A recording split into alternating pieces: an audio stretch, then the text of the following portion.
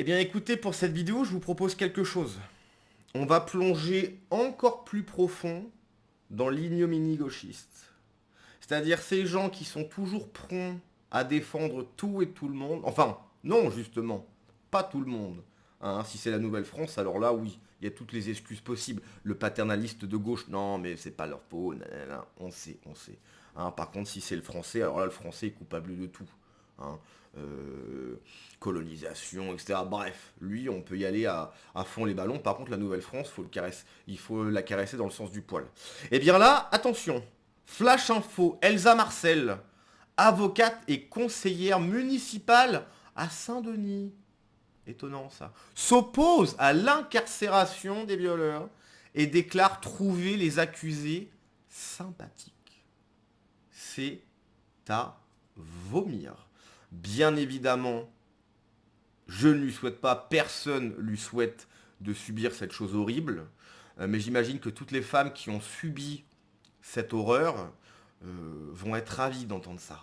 Voilà. Elsa Marcel, avocate et conseillère municipale à Saint-Denis, trouve qu'ils sont sympathiques. Ils sont sympas. C'est des poteaux. Voilà. Hein. Alors j'espère que vous êtes prêts. Prenez un sac à vomi parce que c'est maintenant. Emprisonnement de l'agresseur qui changera sa mentalité et qui lui apprendra qu'une femme est un être humain. Par conséquent, cette peine est inutile puisqu'elle n'apporte rien aux femmes et ne fait pas évoluer les mentalités. La lutte Donc, en gros, attends, je coupe déjà, ça fait 10 secondes et c'est déjà une dinguerie. En gros, elle est en train de te dire, comme ça s'est déjà passé, tu vois, malheureusement, cette femme a déjà subi ce qu'elle a subi, ça sert à rien de les mettre en prison. Donc dans ce cas-là, en fait, alors, on touche au nœud du problème, effectivement, que la justice, il y ait 80% de femmes et qu'effectivement les femmes avec peut-être une sensibilité un petit peu plus accrue sont là. Non mais en fait, il y en a, ils sont gentils, etc. Faut pas les mettre en prison. Voilà. Donc ils ont une sensibilité particulière pour une personne qui a fait des choses horribles, immondes, et la victime, bon, en fait, elle est déjà victime, donc on peut plus rien y faire. En fait, on peut pas revenir dans le passé, donc tant pis pour elle. Voilà. Donc non, on va pas le mettre en prison, hein, mais on va le surveiller. Attention, bien évidemment, on le voit, hein, c'est-à-dire que il y a eu des attentats en France. J'imagine qu'il y a des attentats qui sont déjoués absolument, enfin très souvent. Mais on peut les surveiller en France, bien évidemment. On sait les surveiller. Non, faut pas les mettre en prison. Non. Puis bah tant pis pour la victime. Mais de toute façon, elle est déjà victime. Qu'est-ce qu'on peut y faire? Donc on va pas faire de victime. C'est à vomir. C'est à vomir. les violences sexistes et sexuelles va être par exemple le cheval de Troie du droit pénal d'exception le plus brutal. C'est les premières lois très répressives sous Mitterrand, c'est au nom de la lutte contre le viol, donc c'est l'aggravation des peines, c'est les peines de sûreté, c'est les fichiers, par exemple les fichiers pour les auteurs d'infractions sexuelles, qui ensuite il y a des fichiers pour tout le monde, en fait c'est au motif de la défense du droit des femmes, et cette solution sexiste permet sans doute à notre société de se débarrasser d'un problème qu'elle a créé elle-même en fabriquant des violeurs, mais il ne s'agit que d'un leurre. Le risque dans la judiciarisation en fait, des revendications féministes, c'est leur dévitalisation et le fait d'aboutir à leur impuissance, puisque l'État se substitue à une force sociale collective, à un rapport de force et à une force de frappe, et se félicite en fait de cette cooptation. On vous venge, mais notre société... J'aime toujours regarder qui sont les personnes qui écoutent ça. Alors là, t'as un punk à chien. Il y a peu de Nouvelle-France tout de même. On est quand même sur du bon français de gauche. Hein. On est sur du collabo. Là, on est clairement sur du collabo. Il n'y a pas de Nouvelle-France. Hein. La Nouvelle-France n'est pas intéressée par ce que cette conseillère a à dire. Ça ne les intéresse pas. Par contre, les bobos collabos, ça, oui. Ça, là, il y a du monde. Et un peu de boomer. Voilà.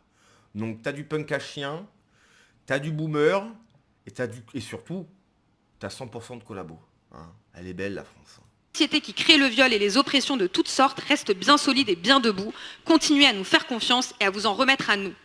Et ça, et je dirais un dernier mot sur la bascule des années 80, ça c'est la logique avec laquelle le mouvement féministe, mais c'est pas les seuls, hein, je veux dire c'est vrai du mouvement ouvrier, c'est vrai des mouvements de lutte anti-impérialiste, abordait le problème du rapport à la justice et faisait des expériences, par exemple celle du procès sans peine, où en fait ça permettait de visibiliser le viol comme un phénomène social, mais les avocates donc, de victimes plaidait en contestant le fait d'être condamné à une peine de prison, en s'opposant à l'incarcération et cherchait en permanence à expérimenter cet équilibre-là.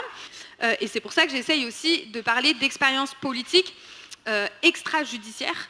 Pour moi, quand on est avocat, par exemple, et qu'on fait l'expérience de la défense pénale du côté des prévenus, on se rend compte que... Aucune personne de la Nouvelle-France, absolument aucune, que du bobo, que du gauchiste. Il y a une incompatibilité. En fait, on se rend compte à quel point l'État instrumentalise le statut de victime de manière profondément cynique. C'est-à-dire que la réalité, c'est que vous voyez que d'un côté, il y a un individu qui a commis un fait, et qu'en face... Un fait. Un truc horrible, dégueulasse, qui fait que cette personne n'est même plus un homme. Pour elle, c'est un fait. Elle va presque dire un fait divers bientôt. Ça va, ça va. Il y a toute une institution, un système et un État. Et que c'est forcément injuste. Et moi, je sais que j'ai fait l'expérience que face à un procureur, en fait, il y a n'importe quel auteur qui me devient finalement à peu près sympathique.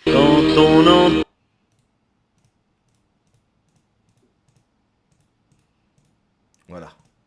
Je fais gaffe parce que sur YouTube, si on met de la musique, la vidéo se fait strike. Bon, alors... Effectivement, hein, quand on entend ce genre de propos qu'ils deviennent sympathiques, bon, cette femme ne devrait bien évidemment pas être avocat. On devrait lui retirer la possibilité d'être avocat. Parce que c'est pas possible en fait de tenir ce genre de propos. Je trouve même que, alors moralement bien évidemment ces propos sont condamnables, mais je trouve même qu'elle devrait être condamnée pour dire des choses absolument abominables. J'ai pas de honte à dire ça. Je pense que c'est condamnable quand on pense à toutes les victimes, toutes ces femmes et ces hommes aussi, mais bon, majoritairement, malheureusement, c'est des femmes qui subissent l'horreur.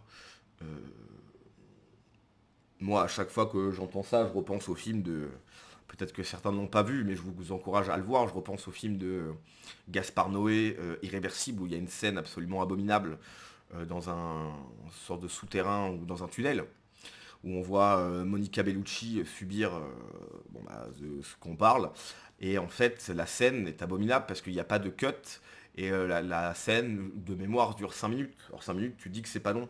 5 minutes de voir ce genre de scène. Alors c'est du cinéma, c'est pas vrai. Mais il y a des femmes qui le subissent vraiment. Imaginez des hommes pouvoir faire ça, c'est absolument immonde. Alors là, je pense que je fais une sorte de transfert, mais je vois même pas comment tu peux avoir en tant qu'homme, avoir une érection dans ce genre de situation. T'es une bête sauvage, t'es un animal, tu n'es même plus un homme, c'est ce que je vous disais. Je pense que quand tu commets ce genre d'acte, tu n'es plus un homme et tu devrais même pas être jugé en tant qu'homme. Et elle a dit, bon, ils sont sympathiques. Voilà. Donc c'est absolument immonde, elle ne devrait pas exercer cette fonction, elle devrait être radiée du barreau et surtout condamnée pour de tels propos.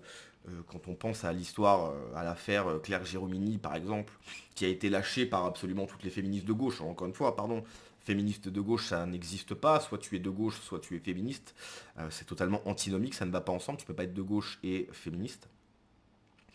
Bon voilà, j'imagine que si elle tombe sur cette vidéo, j'imagine même pas ce qu'elle va sentir, enfin ce qu'elle va ressentir, pardon. Donc voilà, c'est la gauche morale, la gauche qui nous donne des leçons, la gauche qui nous pointe du doigt, qui dit que c'est nous les méchants, voilà, qui ont tout un tas d'anathèmes pour nous décrire. Voilà. Elle les trouve sympathiques, les gens qui font ça. Nous, les gens qui font ça, on veut les mettre en prison, hein, puisque effectivement, la peine maximale, justement la peine capitale n'existe plus en France, malheureusement, hein, puisque la peine capitale devrait revenir bien évidemment. Rien qu'en termes de dissuasion, et puis surtout, voilà, hein, on n'a pas, quand on voit des Salah Abdeslam ou ce genre de personnes qui coûtent un bras à la société française, alors que ça fait bien longtemps que Salah Abdeslam ne devrait plus être là, hein, par rapport à ce qu'il a fait. Donc bref, on va lire quelques commentaires, mais c'est abject. Magelia, elle veut pas les sucer non plus. Si, je pense qu'elle veut. Elle le veut. Elle a dû envoyer des lettres d'amour à Salah Abdeslam dans sa prison, c'est sûr. Syndrome de Stockholm. La multimillionnaire Elsa Marcel raquette les prolos via des cagnottes. Depuis juillet, qu'on charbonne tout ça financièrement, ça pèse et ça maintenant qu'il faut nous aider. Faites un virement, c'est déterminant. Elle est multimillionnaire peut-être. Fille d'un cadre dirigeant à l'international, la militante d'extrême gauche Elsa Marcel est copropriétaire d'un magnifique moulin avec piscine. Eh bah tiens, tu m'étonnes. Oh là là là là. La bourgeoisie gauchiste, mais quel enfer. J'en ai entendu des choses, mais là, elle a perdu. Qu'est-ce qu'on va faire ? Elsa Marcel devrait faire une expérience d'immersion auprès des violeurs, elle en ressortira mieux informée, sans doute moins bête. Le statut des victimes est cynique. puisque c'est sociétal, il ne faut pas de condamnation. Donc des féministes de gauche nous expliquent qu'il faut laisser les violences en liberté. Le gauchisme est une maladie mentale, je vois que ça comme explication. Oui, bah oui. En fait, c'est quelque chose qu'on dit tout le temps. Après, c'est presque pénible parfois parce qu'on a l'impression de se répéter à droite, mais oui, le gauchisme est une maladie mentale.